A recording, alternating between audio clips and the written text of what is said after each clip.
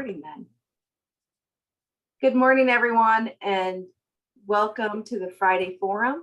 Today, I have the pleasure of introducing and talking about the Launch Minnesota Network. The governor and the legislators have been providing funding, about $500,000 a year, for us to work with organizations across the state to help start and grow startups. And so the individuals you'll meet today are those people locally, regionally, statewide, helping startups in a whole host of ways. We have created with that funding a hub and spoke model across Minnesota. We have about 9 hubs and about 80 program partners that are all working together to support entrepreneurs. We know a connected and coordinated ecosystem helps increase the rate and the success of businesses. And so we know this is a really important thing to work together on. And so the purpose of today and introducing you to this network is to see the amount of people and organizations that are here to support our founders and our startup community. A perk of my job is to be able to work with these incredible individuals who are very dedicated, very passionate about helping startups succeed. And there are a lot of people and organizations to introduce you to today, so I think we better just get started. The first question that I have, and it's just going to be a quick rapid fire question, a high level introduction of what makes your program or your regional effort unique. So I'm going to start with Rob, and then I will go to Jennifer, just on the way that the squares are aligning here on my screen. So we'll do Rob, Jennifer, and then Mary. Rob, do you want to talk about Innovate 218? Absolutely. Thank you, Neela. So yes, I'm Rob Shillstrand. I'm here out of Grand Rapids, and we represent the northeast corner, so the arrowhead of Minnesota. What makes us unique is probably the biggest thing would be our task force of over 30 organizations and people across the region from all different levels, from lending to economic development and business consulting with the SBDC, to make sure that we're connecting along with our natural resource-based environment up here between timber, taconite, tourism, and working on technology would be the 4th T that's coming in. Wonderful, thank you. And Jennifer with the E1 Collaborative in Southeast Minnesota. Good morning. I'm Jennifer Hoffman, and I work as the E1 navigator down here in Southeast Minnesota. We have 14 partners, but each of us have huge teams of individuals with years and years and years of experience. We love our entrepreneurs, and there's a lot of one-to-one collaboration and tools and education for you to take part in Southeast Minnesota. Great. And Mary with the Now Innovators in North. Hi, I'm Mary Thompson. I'm the executive director from the Heartland Lakes Development Commission, and we're one of the spokes. Our hub is Greater Bemidji. And our region is unique in that it is geographically very large. It's 4 hours from one side to the other.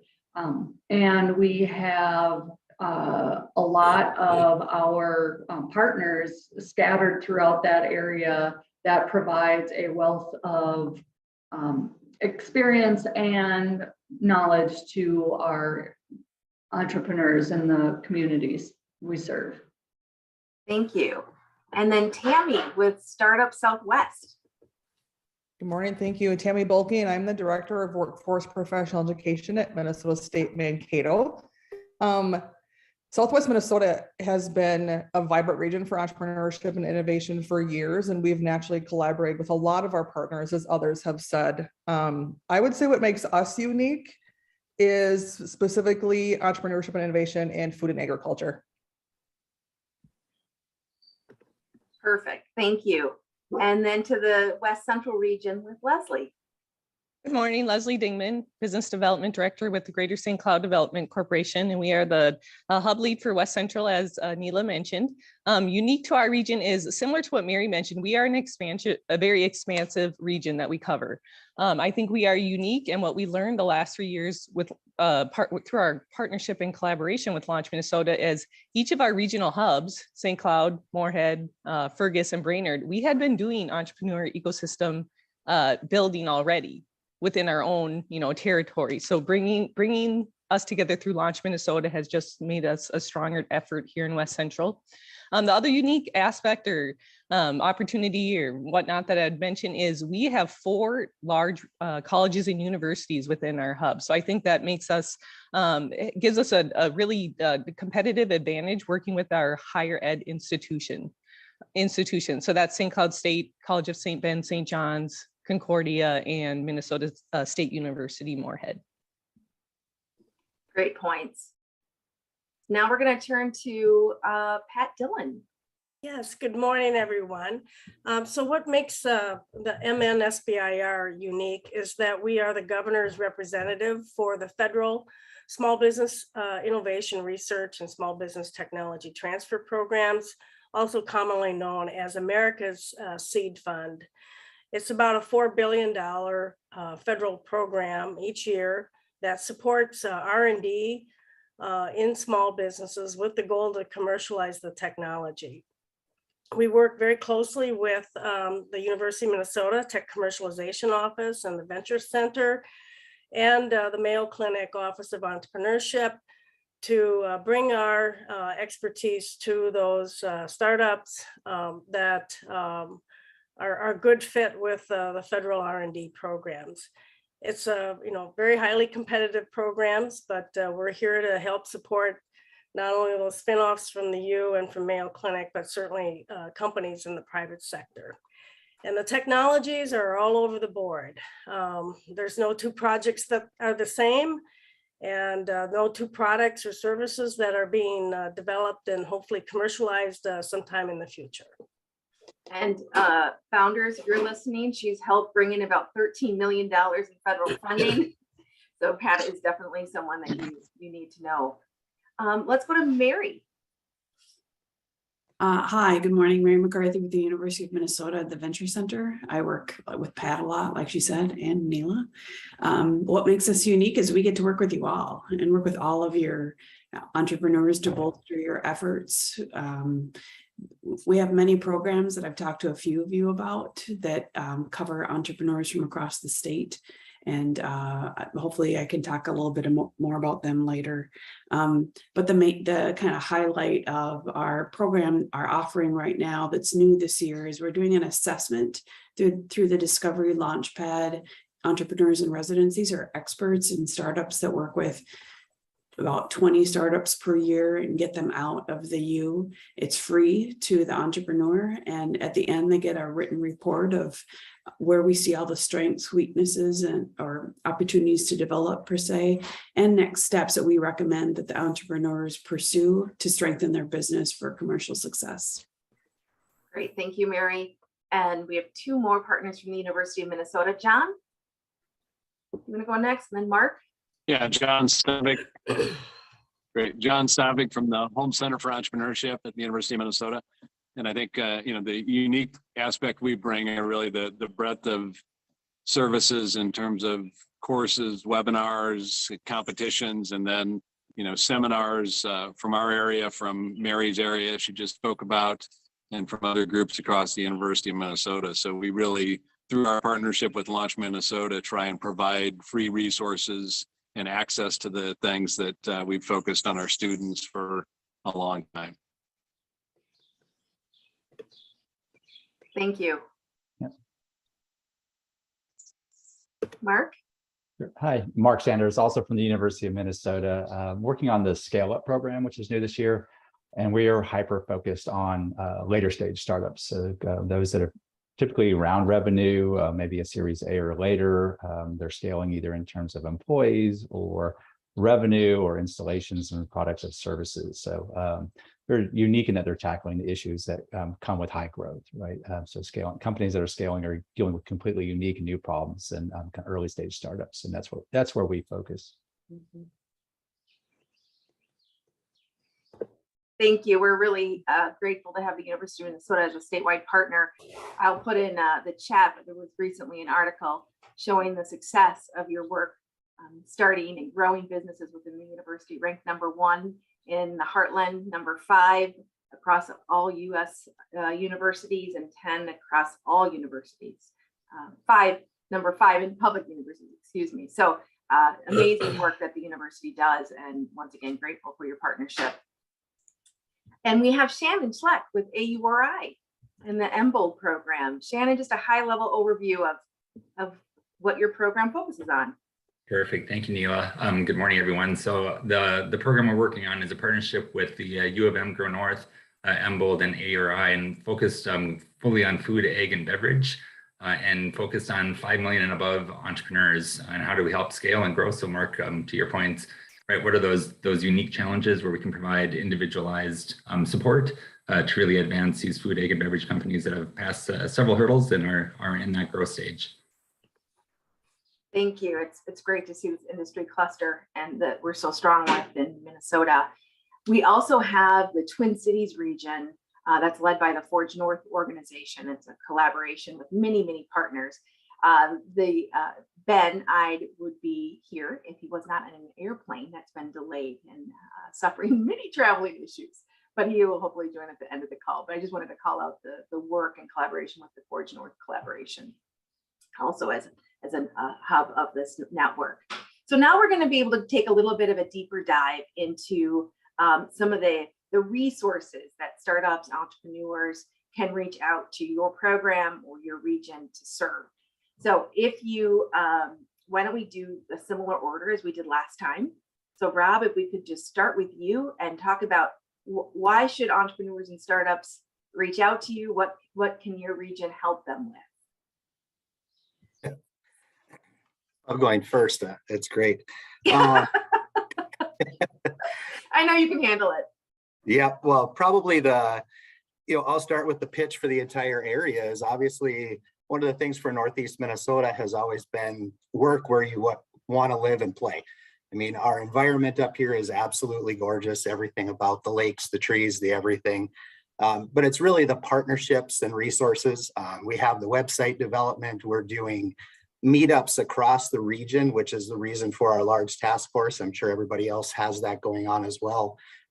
We're a big area, lots of people now involved in hosting pitch competitions. We just finished our second, and that has been great to get some funding and opportunities for people to pitch their ideas out there too. And we're building that idea of investment equity as well. That's one of the bigger areas that is very important to our region that needs to grow. So that is coming along, as well as, standard education, maybe not so standard. If you're familiar with ILT Academies, we're running that piece across our region as well, and individual support as they come out of that. One of the other big tie-ins that we have in the region is building out our first incubator center, business incubator that will have spaces for these next entrepreneurs to come up. So we'll talk a little more about that in the future as we keep that going. We just got the bids, so we're hoping to be open by the end of the year. Wonderful. Thank you, Rob. And I put the link to the Innovate 218 website, which also provides a lot more detail. You guys are doing incredible work. One of the recent members to the Launch Minnesota Network, and it's just amazing the momentum you've had in such a short time. So thank you for sharing that. Thank you. Let's go to Jennifer Hoffman now and talk about Southeast Minnesota. Yeah. One collaborative here prides ourselves on that we believe in you. We believe in our communities, and we believe working together in our region will better serve entrepreneurs. We have, as a single point of entry, an entrepreneur may access the region's resources of 14 partners. The activities are geared to stimulate and guide entrepreneurial preparedness, coordinate and leverage resources, streamline and strengthen workforce pipeline, and enhance the overall competitiveness of rural communities in the Southeast region. Our tools, education, networking, collaboration, and connection opportunities include design thinking classes, lean startup classes, as well as taking part in one-to-one mentoringship and funding guidance that is customized according to the need of the startup. We help startups from concept stage through growth stage. So check us out. We are an all-inclusive and free opportunity that every business should take advantage of. Thank you, Jennifer. And if you could put the link to E1, I can put that in the chat too, so people can look at your website. This is the incredible part of this Launch Minnesota Network too, is all of these regional efforts that used to be individual organizations now are all working together with kind of a central front door for our startups and our founders, which is an incredible opportunity for them. Next, let's go to Mary Townsend with the Now Innovators. And our organization is in the northwest part of the state, and we provide really everything that is needed to help you turn your business idea into reality. We have confidential business planning, customized support services at absolutely no cost, creation of a brain trust team, including a navigator, focusing on mitigating risk and completing the next step, and then trusted experts to challenge and support you. We also have a strong relationship with our local SBDC, so they can also help bring the resources of the Small Business Administration. We have a very large collaboration of strong partners, and we also have some cooperative working spaces and a new incubator space that is just in the opening stages on the Red Lake Reservation. There is 2 businesses that have started operating in there, and they have more space available and are continuing to grow. So we have lots of opportunities to be of assistance in our region. Great overview. Thank you so much. And I did put your website in the chat. See, entrepreneurs, startups, investors, there's businesses all across the state. Even though the Twin Cities is very strong, there is work being done everywhere. Tammy, let's hear about your overview from Southwest Minnesota. Our Southwest Network includes a wide variety of representation across all areas of folks in economic and community development. A few key initiatives to highlight is that we have 2 universities. Obviously, MSU Mankato as a hub, but both those universities, ours as well as Southwestern and Marshall, both have centers for innovation and entrepreneurship. So there's passion and efforts around cultivating our new generation of entrepreneurs. We have the Big Ideas Challenge, which is a very large pitch competition in our community. I think it's 5 to 8 years, I think we're going on, and that feeds right into the Minnesota Cup. So that's exciting. We have a collaborative co-working space. Mogwai Co-working is in our partnership center in downtown Mankato. We have a very active small business development center, which deals with networking, fast track consulting services, can help at all stages of the business stage as well. We are really proud to be a partner for 1 Million Cups. So that's a very active initiative for our community, held also right in our partnership center. And we are in the planning stages now of providing lean startup certificates. Like I said, that's in design mode, as well as the other few things for programming that will be announced as those are happening. And that is it for us. Thank you so much. Let's go to Leslie. And, you know, as Tammy mentioned, with involvement with the MinCup competition, this was the first year, which I was really proud about, with partnership with the University of Minnesota, that each of our regions now have a regional competition that is a feeder into the MinCup. And so I know Leslie's work in the West Central region did incredible work on that. And I'm sure she'll mention that here too. Leslie, do you want to provide your overview? Yes, I'm going to share screen and see if it works this time. Are you seeing? It's coming. Yes, we see it. There we are. All right. So some resources that we have going on here in West Central. In the next 60 days, we will now have our region's name, and it's going to be called Fastlane 94. So in hopefully 60 to 90 days, we will have a website similar to the other regions, and as what Neela's been sharing in the chat. So it will be kind of a one-stop place to get all the information and resource opportunities for our region. Similar to others, St. Cloud now has a new startup training, incubation, and event space. It's in our historic Davidson Opera House, and we are proud to host and have in our community ILT academies. So this is a home to ILT academies or ILT studios at the Davidson Opera House, and then of course these other opportunities to bring our entrepreneurs together, the space will accommodate that. ILT also, we will be having lean startup training opportunities, both their intro classes and advanced classes. These programs are currently underway, and we do have programmed for fall of this year and early spring additional cohorts and opportunities. And this is free training to our entrepreneurs and startups. And so we will direct you to, once our website is up, we'll have direct links to those opportunities. We have monthly meetups here in St. Cloud, the fourth Wednesday of the month, and it's just an opportunities for entrepreneurs and service providers to come together in an informal gathering, just to talk about what's going on and make introductions. We've been doing this about 6 months, I would say, and it continues to grow each month. So there's more and more, I think, those support organizations and individuals within West Central wanting to meet the entrepreneurs and founders that are in our region. We are planning an investor event coming up this fall, and this is more, our goal is to really get in front of those potential high net worth investors, to hear directly from them what they're interested in and what they want to learn more about. And so it will be a pocket of individuals that we hope to get integrated in our ecosystem a little more intentionally. And so that the date and kind of the program is still being planned out, but that will be another opportunity we're looking at this fall to bring more of our ecosystem builders together. And then, as Neela mentioned, we do host a pitch competition. Our first one was this spring, and it went over wildly successful. And so we are we are planning to do another pitch competition.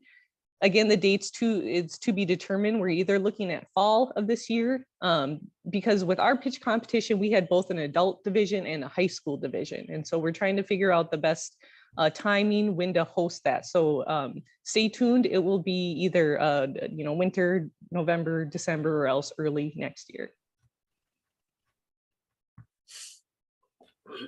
Thank you, Leslie. Great overview. Now let's jump to the University of Minnesota.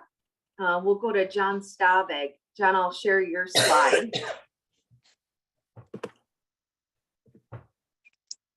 Yeah, I guess the couple of major things to point out in the short term in terms of courses, we just started one of the 8-week courses last week. Those are offered quarterly, so the next one should be starting in September, but we do have the online webinar, which is a lighter version, which doesn't have as much homework, but is a great introduction and overview to the lean startup process. And what we've done is taken, the courses we've developed really over the last decade at the University of Minnesota and translated those into an online format. The webinars are 4 2-hour sessions that again are led by instructors from the University of Minnesota.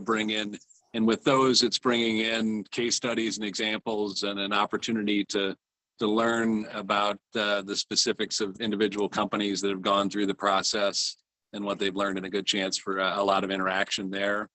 The other piece, and as Neela pointed out, we've had great expansion in terms of the feeders into the Minnesota Cup.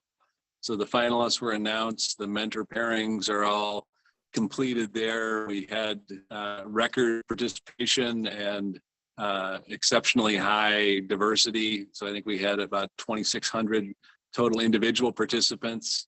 47% of those were women, 46% of those were individuals of color.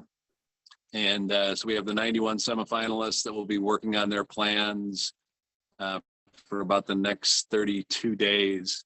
With the assist of the mentors. So the one thing that we're also excited about in terms of the individuals that opted in for feedback, providing that to them, but also connecting back with each of the regions. So feel free to reach out to me or Jessica Berg in terms of we'll be sharing everybody that applied based on each of the regions, and if they're hopefully they're both participating in the statewide competition, but also connecting. I think a lot of those are already connected with the local resources, but if they're not, that would be a great list for everybody to be connected as well. We also, we don't have quite as many seminars and activities over the summer, but we've got an archived list of about 40 different events over the last 2 years from Launch Minnesota that are short workshops and webinars organized by the Home Center, by the Technology Commercialization Office that are up on our website, and we'll continue to share those going forward. Thanks. Perfect. Thank you, John. Pat, do you want to go next? Sure. So the flagship program of MNSBIR is our Minnesota SBIR STTR Accelerator. And this accelerator is very different from all kinds of other accelerators in that we're only focused on working with qualifying companies with qualifying projects that have a good opportunity with one of the 11 federal agencies that participates in the programs. So we focus on 3 federal agencies, the Department of Defense, the Department of Health and Human Services, which includes the NIH, the FDA and the CDC, and the National Science Foundation. And we work with, companies with the other agencies, but we do that on an ad hoc basis. So when we have this focus on the accelerator, we have like 10 cohorts throughout the year. And with each cohort, there might be 5 to 10 companies in each of the cohorts. And we provide, formal training that then supported through one-on-one coaching and support to help that company prepare and submit their proposal to that federal agency. One thing that, I've got a lot of years working in these 2 programs, and I can tell you that it's very complicated and it's kind of complex these days. So this real hands-on support that we provide is really critical to these companies that are on their journey to their first SBIR or STTR award. And if you're at that point, then we provide also ongoing support to those companies as they're navigating through the federal grant and contract environment. So the hands-on support that we provide in the accelerator, it's not only supported, of course, with me, but I do have a core group of consultants that provide very specific expertise in cost accounting, federal cost accounting, grant management, commercialization assistance, because in many cases, the first proposal does require a section on what the market opportunity is. And the companies need to have a reasonably good, a good description of what that opportunity is in the future. So it's all these little pieces that have to come together to support that project. And that's what we do in the accelerator. And as Neela mentioned earlier, last year we had, 12 or 13 companies that won about $13 million. And just recently, I just did a calculation of our work since 2014, because that's when we officially started. We've helped companies win about $52 million in SBIR and STTR funding. This doesn't, of course, include any of the private investment that they also raised through angels or venture capitalists. So one thing that's really unique about the SBIR and STTR programs is it's not just about a scientific or technical idea anymore. There really needs to be a business case behind the idea, the concept, and the opportunity. And this is a really unique piece of the SBIR and STTR programs. And it really does require the company to have a really good understanding of what that long game is for their technology and where they see that commercial opportunity in the future. So when we work with the Tech Commercialization Office and the Home Center and with TLI, with Mark, the whole goal is to help move these companies along that pathway, because that's the reality of working in the SBIR and STTR programs. Thank you, Pat, for all you do. When we survey our startups in our innovation grants, they always bring up your name and the support of your accelerator. So you do great work. Mary, let's learn more about all the things that you're providing in your program. Absolutely. Yeah, so this Discovery Launchpad Minnesota program, which is our in-house incubator, which just used to serve University of Minnesota startups, has now been expanded to actually help outside startups as well. So we cleverly renamed it Discovery Launchpad MN, specifically for Launch Minnesota. So this is free incubator help, and this year, like I mentioned, we've got an assessment stage first. This is for startups that don't want to spend weeks and weeks with us. They just kind of want a free, limited time evaluation of where they're at. So there's about 10 or 12 different categories that the experts will look at and identify whether this is a strength for where the business is at, where there's more development that should occur for where the business is at, and what those things are. So it's meant to like lift up and motivate the entrepreneurs and give them another sense for what they could do next when there's so many things that they feel like they need to get done tomorrow. And then out of all those, we'll, for those that want to continue working with us and want more consulting experience with our entrepreneurs in residence or advisors, they can join the Discovery Launchpad, which is a more formal program one-on-one where the entrepreneurs themselves identify what are the objectives, what do they need, what are the 5 or 6 things they really need from us right now that we want to focus and deep dive on, and we'll work through those over, I think it's like 6 meetings over 12 weeks. And at the end, they sort of graduate from the program, but we'll always help them. I mean, once you have a relationship with their advisors, we all have so much empathy for entrepreneurs that we'll keep working with them for a while. There's also the Minnesota Ventures program, which I've spoken to many of you about. Minnesota Ventures is Minnesota's investor event, where investors from around the world who are interested in Minnesota-based startups come and listen to about a dozen startups pitch. We just had one last Friday, actually. There are about 80 investors on the line and 12 startups pitched. Minnesota Ventures, over the first 4 times that we held it, 1 before COVID and then 3 times since over Zoom, and we'll continue on Zoom, has raised over $1 million. Or has helped entrepreneurs raise over $1 million and by creating those relationships that they didn't have before with these startups. And then Walleye Tank is coming up on December 2nd. That will be down at Mayo in Rochester this year. And all these events are free. And so if you have any life science based startups who want more free publicity and potentially want to earn win some cash, we give $20,000 away to each of the, we divide it between the 4 divisions that compete in Walleye Tank. That money was provided by the University of Minnesota School of Medicine and also by Mayo Clinic. So I got each to throw in $10,000 and we're giving it away to all the startups. It's really fun and it's lighthearted and it's creating quite a following nationwide. So between the Discovery Launchpad Minnesota program, and those applications are due on June 30th, Minnesota Ventures on October 14th, and Walleye Tank on December 2nd, we'll be plenty busy. And I hope to see many of your startups participating in all these free programs.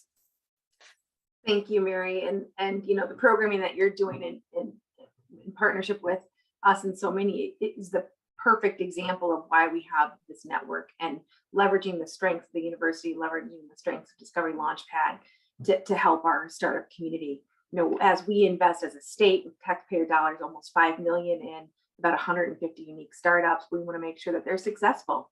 And so instead of creating our own program to be able to leverage the services that you offer and help level the playing field too with the Minnesota Venture, now opening it up to all different types of businesses, not just life sciences, reaching out across Minnesota, outside of Minnesota. It's just been a really strong partnership and we're seeing the difference it's making. So thank you, Mary. Mark. Yeah. There we go. Yeah, that was a perfect order to go in. Thank you, Neela. So you kind of saw, we're the last of the University of Minnesota train here. So, but in working with like hundreds of startups, specifically technology startups, we kind of started to think about it in two buckets of their growth, right? There's kind of this early stage, which you see the programs that are kind of developing there that you just heard from. And those are really what I kind of think about in my head is like where you get things to click, right? So it's a lot of work for the startups, the small team getting things to click. And then once it clicks, things happen really, really fast. They grow really rapidly. There's a lot of new things that they're kind of dealing with all at once. When you go from like 5 employees to 50 employees, what are the obstacles of dealing with just that? When you have try not to grow yourself out of business. When you have a technology, you've been working from a couple prototypes, and now you have a customer who wants 10,000 of them. How does that work, right? These are the logistics. These are the things that we work with scale up companies. So it's a very different kind of problem set that they're working through. And we have developed a program to kind of just address and work alongside them to help them through that kind of that awkward stage. Because most people think they have it all figured out and they tend to ignore these later stage, but in reality, they're very much struggling to kind of, keep the train on the rails. So what we developed is a 10-month, what we call kind of like a scale up school. So we're doing a lot of technology, leadership training, mentoring. We're making sure that they're working on their organizations and companies in the program. We're not teaching them, strictly academic kind of ideas and exercises. They're working with us on strategy. We're applying the learnings in real time as they scale their companies. So this program is going to start in September. We're going to be recruiting, and applications will open mid-July, and they'll be closing about mid-August, and we'll be starting the program about mid-September. So definitely recruiting companies that are at this stage or nearing this stage. So it means they have revenue, they're growing in terms of sales or pilots, and as well as employees. Thank you, Mark. Yeah. Shannon, do you want to talk about the companies that you're serving through Embold? Sure. Yeah, great. So so this year we are working with four companies that met the threshold criteria. Those companies are Busy Coffee. We also have Hydrate Spark. And then we also have Step One Foods. And then finally, our last company is Local Crate. Are the four companies that we're working with that are working on scaling up their businesses. So it's a great opportunity to look at how do we unlock the expertise that exists within our legacy food and agricultural companies and apply that to these scaling food, egg, and beverage businesses that are based here in Minnesota. So I think of it as Minnesota helping Minnesota in many ways. So when we did some analysis, we saw that we were lacking growth in our food and egg entrepreneurs, and how could we help on this later stage. As we look at the funnel, we've got a lot of great programs for earlier stage entrepreneurs, but we didn't have a lot in that later stage. So through this partnership with Grow North and Embold, we are able to work with these companies to identify very specific and tailored objectives, and then create mentored or project teams for each of these objectives that they're facing in terms of what's a major constraint to scaling your business.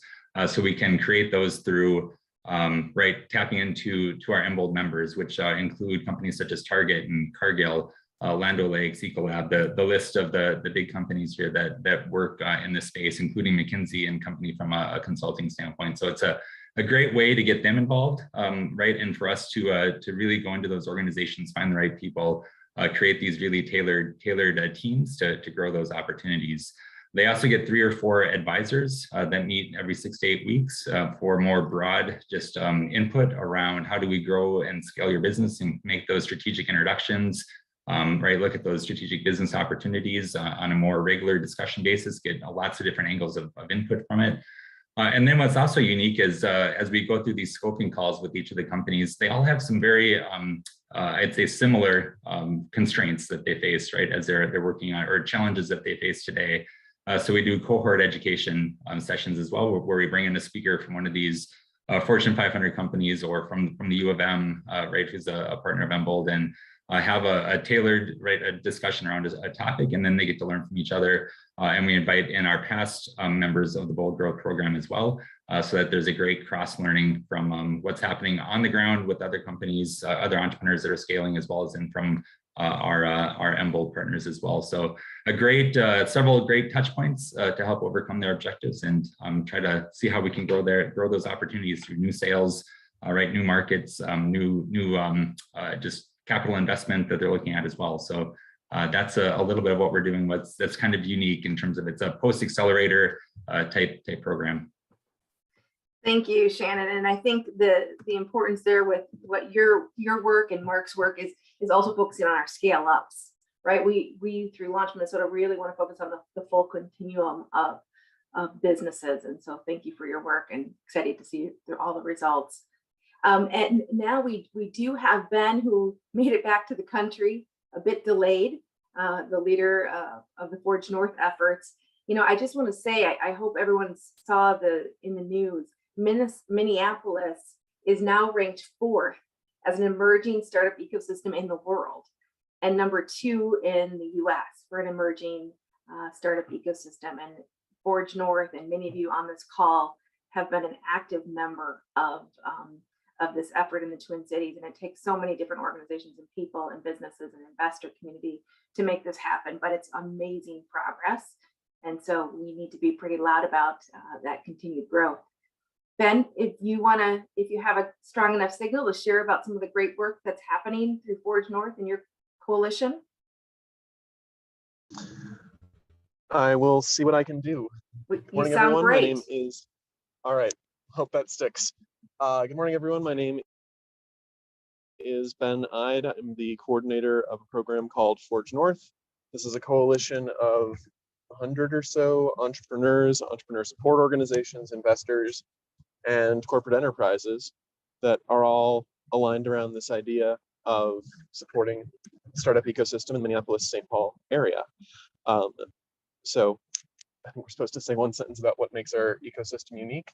Minneapolis-St. Paul has the highest concentration of Fortune 500s of any city in the US, possibly in the world. I should really check that stat, but great place to go to work on healthcare, food, fintech, software as a service, and enterprise tech, because we have all these amazing companies solving problems and learning to support the startup ecosystem. So the Forge North Coalition is proud to be part of the Launch Minnesota grants. Of maybe 4 headings that I can talk about. Startup education through groups like Ministar, which focuses on tech, and the Coven, which focuses on women and BIPOC founders. Mentorship opportunities for earlier stage BIPOC-led startups through Led by Truth, and for later stage software companies with founders from any background in the Minnesota Emerging Software Advisory. Tool for founders in the impact space that Social Enterprise MSP is putting together, and opportunities to practice your pitch through 1 Million Cups hosted by Impact Hub Minneapolis-St. Paul. And if you're curious about more information about how to get started as a founder in Minneapolis-St. Paul, All right. resource Ben, you is did it. another tool that Launch Minnesota is helping to support, which has That is perfect. You made it into like the last 2 words until your some connectivity. opportunities for founders. Thank you, Thank you, Ben. That Miss. was perfect. Thank you for joining from the customs department. All right, we're going to move on to our Welcome. third question. There's so many success stories across Minnesota, and we've always, us in Minnesota, we're a bit humble, right? We don't really promote all of our successes as well as we should. So this is an opportunity for you and our partners on this call to share some success stories that you've had and that you've seen with our entrepreneurs or our startup ecosystem. We know that it's never just one organization or one person that brings the success, right? It takes many people. It needs that density of all of you. And so I have some that I'm happy to share, but I know I'd rather hear from some of you. So if there's any success stories that you'd like to share, this is your opportunity. Leslie. In the chat, I'll share an article, but there was a great article shared by one of our core partners out of John Machasik out of Fargo, and it's a story about Trimix, and it is a startup, and they make a electric weed trimmer attachment for a push mower. And I'll be happy to share the article and just encourage the entrepreneurs and people interested to read it, because it really talks about the various partners that this founder had connected with to help on his journey, and continues to engage as his startup is growing. And I think you'll see if you read the article that the pockets of people or organizations that he worked with are not just from the Fargo-Moorhead area, but he started reaching out or started getting connected to others, other organizations within Minnesota, particularly West Central. But I think it's a great case study, or it's a great overview just to prove that Launch Minnesota is working. It's connecting our individual regions or individual cities to regions, and then to the state as a whole. And I think it's a great story of how Launch Minnesota is. We continue to build our relationships with each other, the various hubs, that we are going to continue to be a strong state to support entrepreneurs wherever they are within their journey. So I will share that now and just encourage you to read it. And if you have any questions, feel free to reach out. Wonderful, Leslie. It is an incredible story, and I just love seeing the progress with the startup. So it's a young founder who was in Moorhead. I had a conversation with him, and he had this really innovative idea based on his experience, and he didn't know where to go next. He didn't know what was happening in Moorhead, who could help him. And, I said, look at your region. You have incredible people and organizations working to support startups, which he was unaware of, that quickly was connected to so many different organizations. And then because of the partnership with the University of Minnesota and the MinCup competition, he entered that competition for the West Central region, and now is an automatic semifinalist in the competition. So for the entrepreneurial journey is lonely already, but to not feel like you have an environment that can support you, it makes it even more lonely. And so what the West Central region has done to welcome him and to help elevate him, it's a great story, and agree, Leslie, great example of how working all together across cities and regions and states is really making an impact. Any other success stories that anyone would like to share about their startups and how you've been able to help? John? Yeah, I just might reinforce some of the comments made. I think there's been improvement in the support for the entrepreneurs, and it's really cool to see when they're touching so many different support organizations and regions as well. I mean, we've got success stories coming out of the University of Minnesota, from faculty, whether it's Blue Cube Bio, from PhD students like Ceronics Renewables, or from even undergrads like the TILO team that have gotten the SBIR funding, have gone through the Minnesota Cup, have gotten Launch Minnesota support, and certainly in the Cup we've seen some of the Busy Baby and Nano Dropper Greater Minnesota success stories that have gotten tremendous support from Red Wing Ignite and the various regional support areas. So I think it's not a couple of stories. It's really a growing wave of entrepreneurs that are getting a lot of support from many of the organizations, and it's happening at a greater speed, to where it seems like a lot of times we'll be suggesting the connections, and they've already been made and are already happening. So it's really cool to see. Definitely. Any other stories about a startup that you've been working with that you've seen some great success?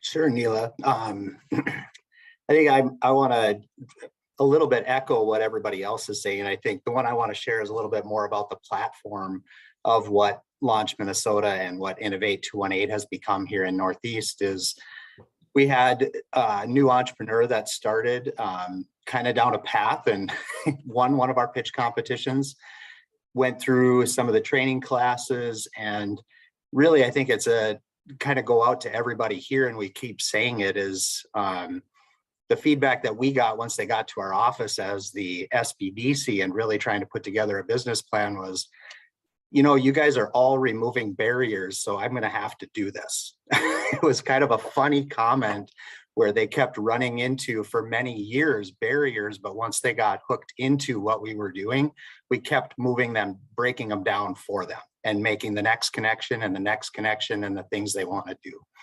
So that's kind of the roadmap of what we're creating across the state and our region of what we can do with those. I have to say, I missed in the second part, our second question, Neela, I didn't call out that we have the University of Minnesota Duluth with the connection with NRI as the Natural Resource Research Institute in our area, as well as the College of St. Scholastica and the new Minnesota North College Consortium. That's all of our community colleges across the region now have come under one umbrella to work together with entrepreneurs and with students. So it's going to be a great opportunity for them to put their focus in.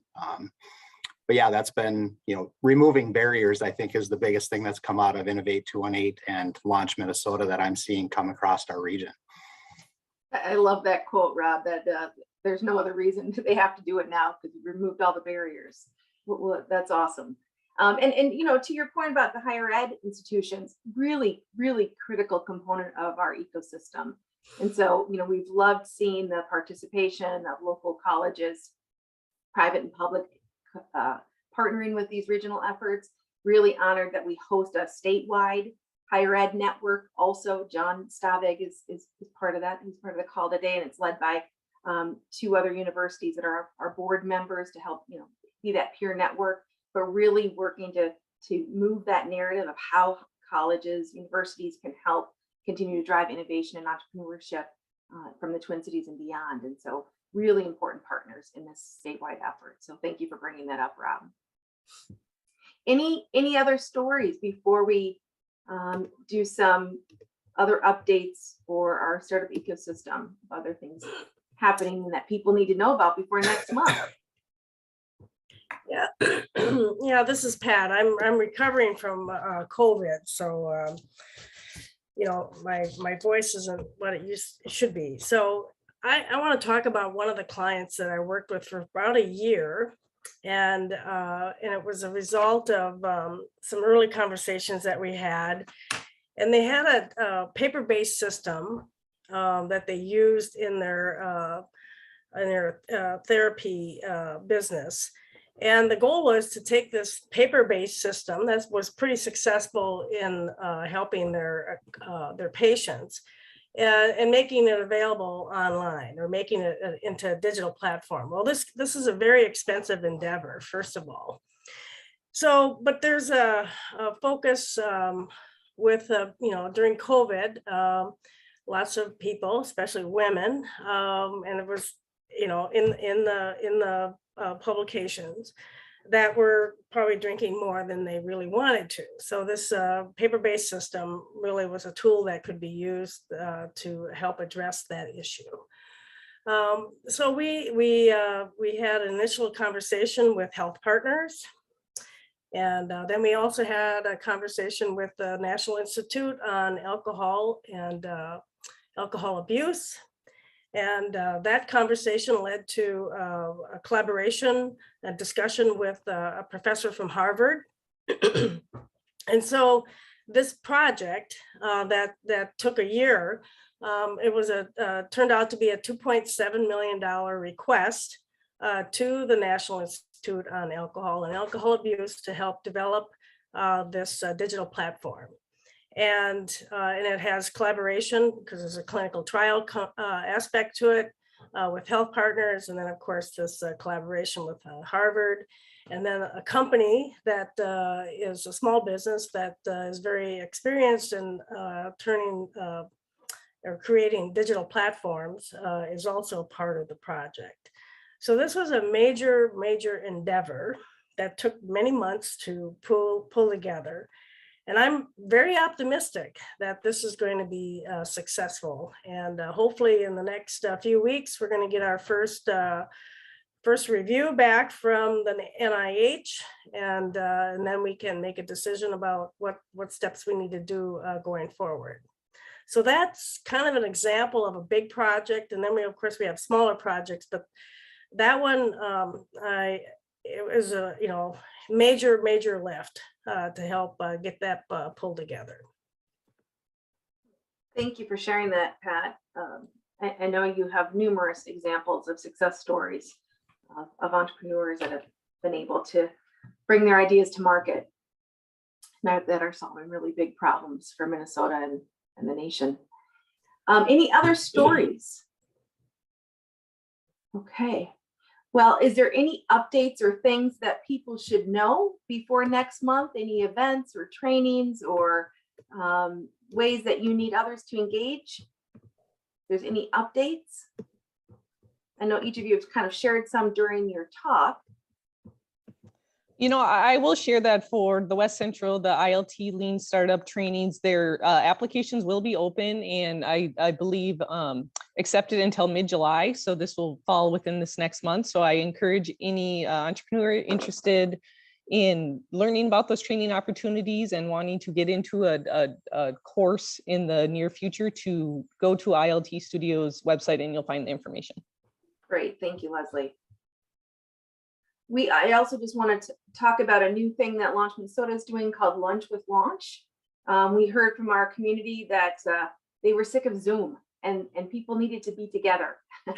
So novel idea, right? So we started last month. UEL was generous enough to loan their space. And so we gathered some of our startups, but it's open to everyone, organizations, startups. They don't have to be necessarily startup grantees through Launch Minnesota. We just want to bring the community together again. So the next month is July 14th, and Buncha, a startup in Minnesota, also an innovation grantee, is hosting it at their offices in Minneapolis. And then we have a date in August at Twin Ignition, partnering with Beta to host that Lunch with Launch. So bring your lunch, make some connections, collaborate, and we'll be doing these all around the state too. But want to start seeing each other in person, and it's amazing the power that happens, right? And the synergy that happens when we're all in a room together. Is there any other updates from anyone else? Except your weekend plans in the beautiful Minnesota weather this summer. All right. Well, with that, I think we can close. I just really wanted to thank each of you for being part of this, for your hard work that you do every single day. As you saw on this call, Launch Minnesota, we are trying to empower and elevate our Minnesota ecosystem. And so that involves our accelerators and incubators, our investor community, our higher ed institutions, private sector, all trying to work together to help grow and scale our businesses. And so just so grateful for the continued partnership from each of you and stakeholders across the state. It is exciting. I know everyone has been working with startups, but now every single corner of the state, from Moore Road to Winona, has a focus on growing new, innovative, high growth startups. And that is going to be add competition for your region. It's going to make Minnesota more competitive in this national and global market. And so the work that you're doing is important, it's appreciated, and it's being noticed. So thank you. And for the entrepreneurs that are listening to this, you're not alone. Look at all these faces and organizations that are here standing ready to serve you. So thank you. Enjoy the beautiful Minnesota weekend, and we'll see you next month on the fourth Friday.